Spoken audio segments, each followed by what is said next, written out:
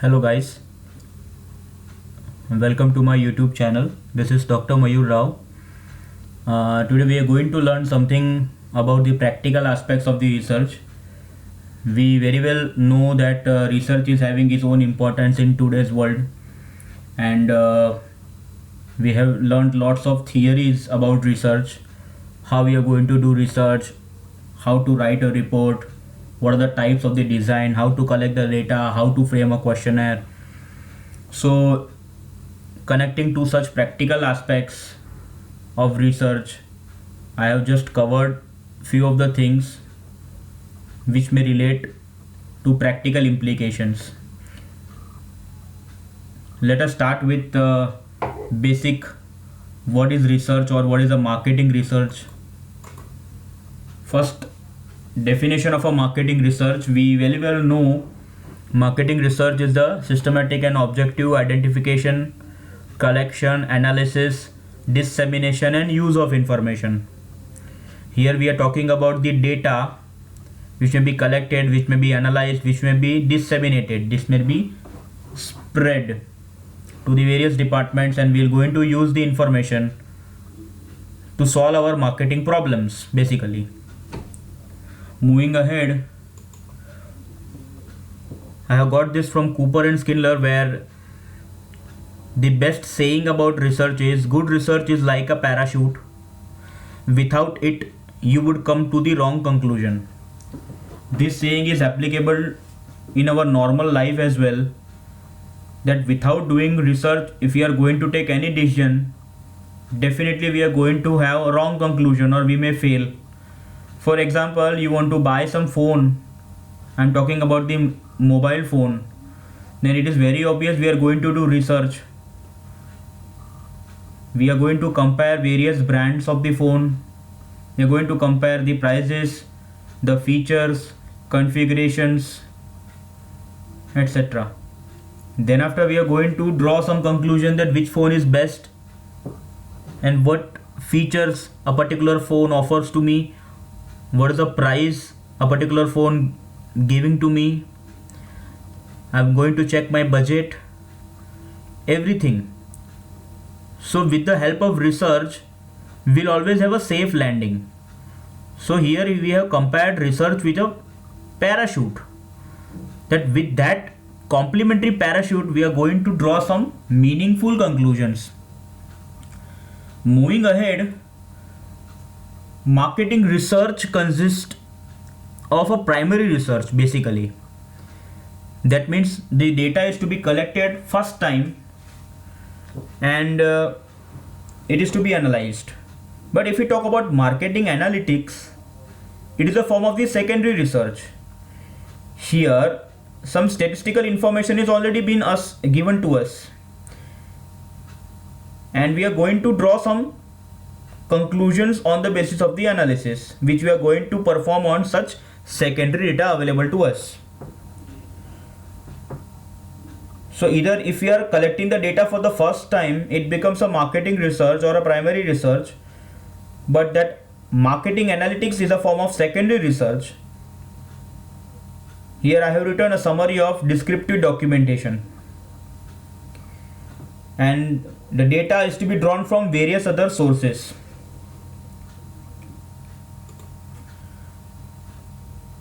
Again, these are all the background things which we have always covered somewhere. We have learned somewhere in class, or we have learned various things about research. I'm just creating background. Then after we'll be moving towards practical aspects.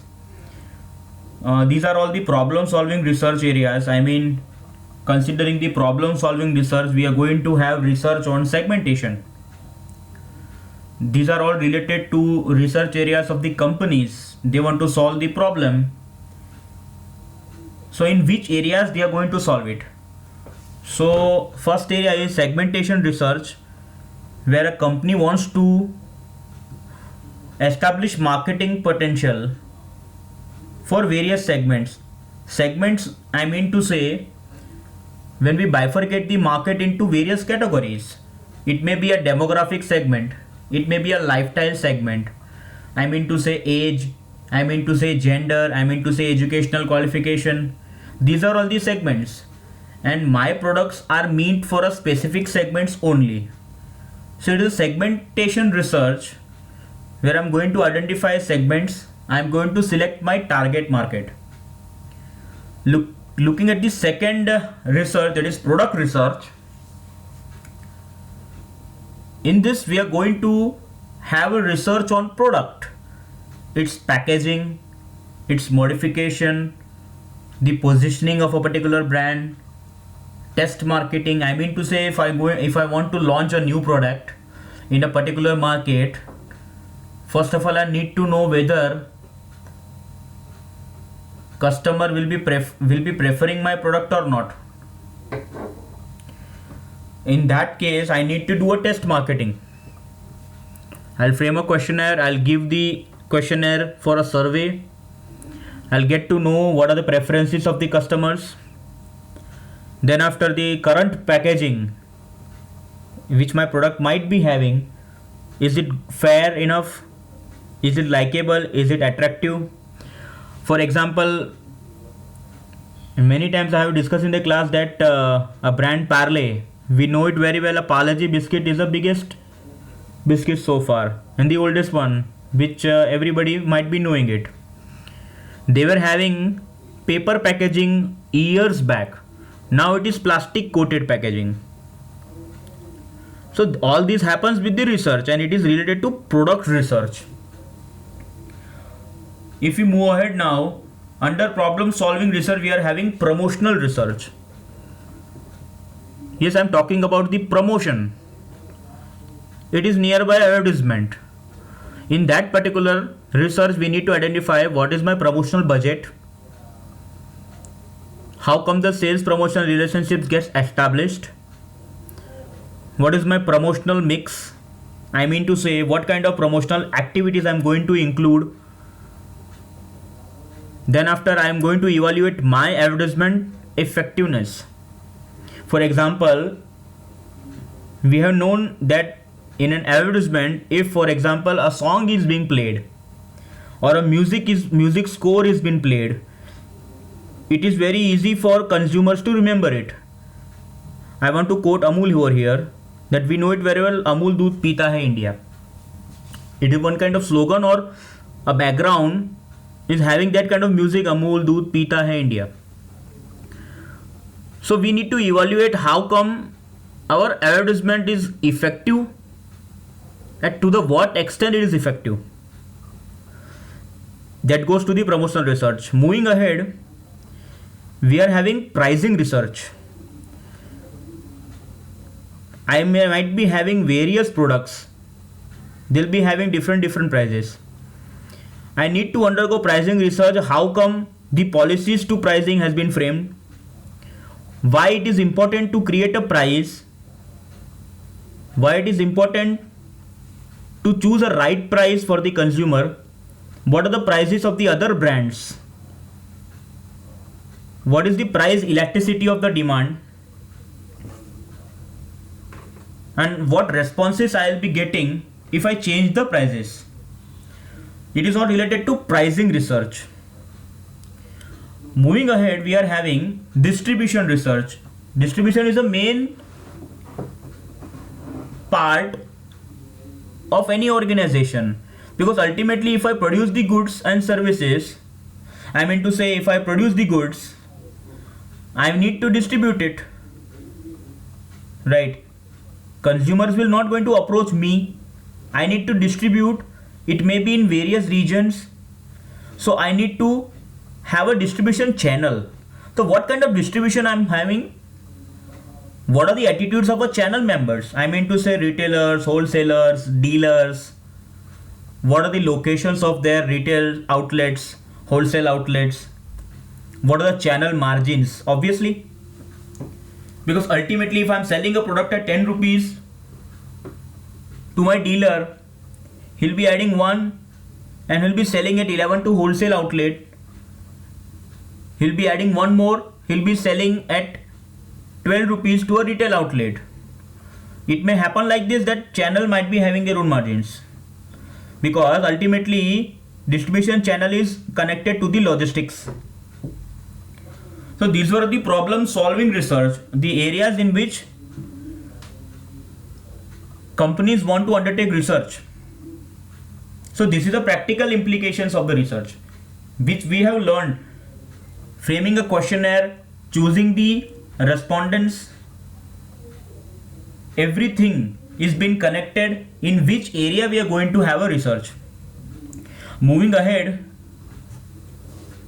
there comes suppliers. The thing is, who are the suppliers of research? There are going to be two suppliers. It may be internal supplier or external supplier. Internal research providers, those who are connected to the company within. I have quoted one example from internet that Kodak or Procter and Gamble are the companies having internal research providers. They normally reside in a business only. That means they'll be having a separate department of research where the information of research will be provided to the company. Now there are external suppliers as well. Here it is written that lots of external suppliers might provide special talents that your internal suppliers cannot provide. It happens that we might not have a department in our company. In that case, we are going to connect with the external supplier who may provide us the marketing research information. Just few seconds back we studied about the problem solving research like segmentation research or product research. So these kind of research are being conducted at by internal supplier, or it may be provided by internal supplier as well. Or if we are not having that internal supplier, those who can provide research information related to my areas, I'll be contacting external supplier, which may undergo these kind of researches on my behalf. Moving ahead, we are having a full service and limited service external supplier. The suppliers who are outside the firm, to whom we are going to pay money for doing the research on our behalf, they may provide full service, which may include syndicated service. I mean to say syndicate service and customized service. Let's have a look on what is the meaning of syndicated service. A syndicated service is a research study which is conducted and funded by a marketing research firm. I'm just repeating myself. It is conducted by a marketing research firm which is no way connected to my company. They are not doing research for any specific client. They are creating research reports, they are creating presentations, they are having raw data from the open market. And if anyone is interested to purchase that data, they can purchase it. So in a syndicated research, the research problem and scope of research is formulated by that particular research company only. If they have collected a data of the product preferences as per demographic segmentation, I mean to say the customers, considering their demographics, what product they prefer. If so and so research has been undertaken by a firm or a syndicated firm, it is open for everyone. Any company can purchase that data and they'll be using the data for their own purpose. So this is called a syndicated service. Then we are having customized service. The data which I need, it will be provided on customized basis. Then there are various marketing research providers, I mean to say information providers, which are giving limited service. For example, I will be having internal department. So my internal supplier might be providing some sort of information to me. And for my data analysis purpose, I'll be giving the contract to some external supplier. So there are various limited service providers of the external marketing supplier researchers who are providing field services. I mean to say they'll be helping us to collect the data. They may provide coding and data entry services. They may provide data analysis services, etc. Moving ahead,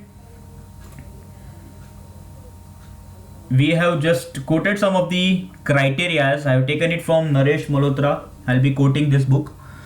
At the end of my presentation, I have given the references from which I have prepared this PPT. Criteria for selecting a research supplier. It is very important question which we need to consider it. That if you are going to select a research supplier who is external to us, who is going to conduct a research on our behalf, first thing we need to see it, what's the reputation. Is he reputed? Are we knowing this, that we'll be in the safe hands? The data which is being provided by that supplier is authentic. Next, we need to think about whether they are able to complete our project on time. What are their ethical standards? How authentic the data is? Are they flexible? What about the quality? How much experience that particular supplier is having? What is the experience of that particular supplier in the project which is similar to me? So these are all factors to be considered while selecting a research supplier. Moving ahead, I have quoted from internet some top research companies in India. I mean to say marketing research companies in India. We are having IMRB International. It was established in the year 1971, having the corporate office at Mumbai. It is having existence in more than 100 countries of the world. There is a marketing research firm which may provide full service or limited service, helping various companies to conduct research. Then we are having R&B Research, which was established in the year 1995. It having a corporate office at New Delhi. Its existence is in South Africa, China, Russia, Thailand and Philippines. Next we are having Market Excel Data Metrics Private Limited, the prominent one in India, established in the year 2000, having the corporate office at New Delhi. This is just the example of top marketing research companies in India who are helping the various organizations who want to undergo various research projects so that they can identify their problems. Moving ahead, I have covered the marketing research career descriptions. In that particular marketing research, there are various designations created. So I'll be starting from the lowest cadre, that is, will be having fieldwork director. First of all, I'm starting from the lowest cadre. What is the role of the fieldwork director? The fieldwork director handles the selection, training and supervision of interviewers and field workers. The field workers who are going to collect data on field, they'll be reporting to the field director. Then we are having junior analyst. Junior analyst is going to perform secondary data analysis for us. Then we are having statistician or data processing person, who serves as an expert on a theory and application of statistical techniques. I am just giving you an overview about various career descriptions. It is not an organizational chain, but there are some of the designations which may have different importance. Then we are having analyst. They handle details in execution of the projects. Analyst is the person who designs the questionnaire. You are able to connect. They are going to conduct pre-test. Then we are having a senior analyst who participates in developing a project, whose responsibility is to coordinate analysts, junior analysts and other personnel. He is going to check out the execution of the assigned project. Moving ahead, we are having senior project manager, who is responsible for designing implementation of the research project. I mean to say, senior analyst may report to project manager. Then we are having above assistant director of research. He is basically carrying out administrative assistant to the director. and he is going to supervise various research staff members. We are having research director, who is again a part of senior management. He is the head of all the development and execution of research project, and ultimately on the top level we are having VP of marketing research. He is the top team. He is a part of the company's top management team, and he is going to give directions to overall company for entire market research operations. He is going to set the goals and objective. So these are all marketing research career descriptions. So this was all about some practical aspects of research, and in practical life this way research happens, and these are the firms or their work and roles and responsibilities for conducting a research. My last slide is about references from where I have chosen the things which is there in my PPT. I'm going to give an acknowledgement to the book Naresh Malhotra's Biz Marketing Research, Cooper and Skillers Business Research Methods, and Naval Bajpayi's Business Research Method. I have given some web links: testmapprepare.com, www.sumhr.com, www.goodcheck.in. These are all references. So I guess it was all about practical aspects, and for any kind of query you can definitely contact me. Hope the lecture was effective enough. You may like, share and subscribe my YouTube channel for further videos, and I'll be coming for new and emerging areas of research and various other topics related to research. So stay tuned guys. Thank you very much. This is Rao signing off.